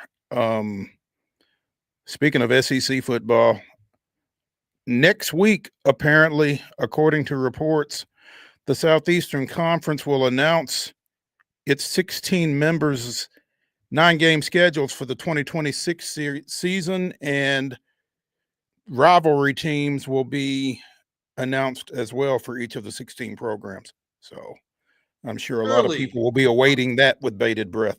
Surely they will take it easy on Florida, considering the juggernaut of the schedule they have faced the last couple of years. And I'm not saying that jokingly. I mean, having to play Miami, Florida State in their own state, plus LSU, Georgia, Tennessee. I mean, their SEC schedule has been a nightmare. Their schedule overall has been a nightmare. But looking forward to seeing that. You know, Mo, really quickly, I think if Vanderbilt would have gotten an easier schedule this year and not had to play Texas, LSU, Alabama, etc., I thought Vanderbilt is like a sneaky college football playoff contender, and that's words never spoken before. But if they would have got the right mix in my eyes, they could have made some noise. And, you know, they still can, but we're looking ahead and thinking about future losses. You know, at this point, I'm just not sure you can count this team out. I mean, right now they're 3-0. They've got Georgia State coming to town Saturday, and I'm intrigued by just how bad that's going to be, because after what happened last year in Atlanta, if Clark Lee scores 50, it will be because they couldn't score 60, I feel like. I just think that they're going to name their number. Then they've got Utah State coming up before they get Alabama. So, I mean, they could be 5-0. They should be 5-0 going into Alabama. So, it's still all out there in front of them. And to your point, you know, when have we really talked about Vanderbilt in that manner? So looking forward to that. Again, looking forward to next week when these schedules and these permanent rivals are announced as part of that 9-game schedule that will begin across the Southeastern Conference in 2026. News out of Stillwater. Former North Alabama quarterback Noah Walters is now in the Oklahoma State quarterback room, was added to their roster officially yesterday. And it's interesting. He went into the portal out of North Alabama, I guess, after the 2023 season, attended classes at UCF last year, but did not join the football program. And so he's immediately eligible. Native of Lincoln, Nebraska, played 2 years at UNA. In 20 games over the 22 and 23 seasons, threw for 4,100 yards, 37 touchdowns, 21 picks, also rushed for 600 yards and 4 touchdowns. He was the Phil Steele Atlantic Sun Freshman of the Year in 2022 for UNA. So it's going to be interesting. I don't know how much they are expecting out of him, but he's on the roster, and I assume he will dress. I'm not sure who they've got this weekend, but I'm There is no middle intrigued ground from for Mike. Yeah. There is no middle ground for Mike Gundy at Oklahoma State. It's either they love him or they want him fired immediately. So that is a dumpster fire. So best of luck to him. But goodness, the only thing I know Mike Gundy for is I'm a man. I'm 40. So You realize that was more that's than his 10 years place. ago now, right? He's 50. At least. We mentioned WNBA during the rundown. We have 3 game 3s, 2 tonight, 1 tomorrow night, and almost had a 4th. Golden State gave it all they had before Minnesota eventually pulled out a 75-74 victory.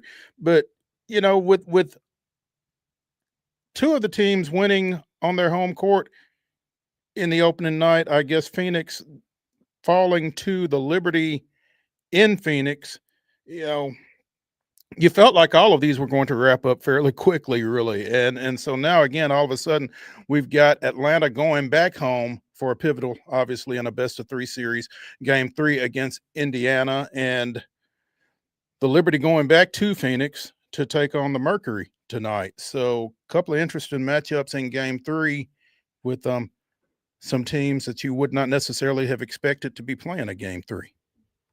Yeah, I got my eyes on that Aces and Seattle Storm game as well. Las Vegas had every opportunity in the world on the other night to close out that series. The Storm go out on a 16-4 run to close the game, and so now the momentum swings. Although Las Vegas at home at Michelob Ultra Arena in Las Vegas, you just wonder if that carries over. You know, with Seattle. Seattle has nothing to lose. They're the lower seed. They're not the favorite. They're going to come out with some energy and be ready to play.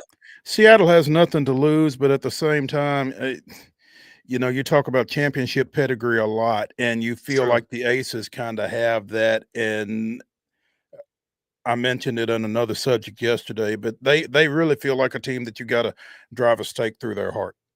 So I don't know.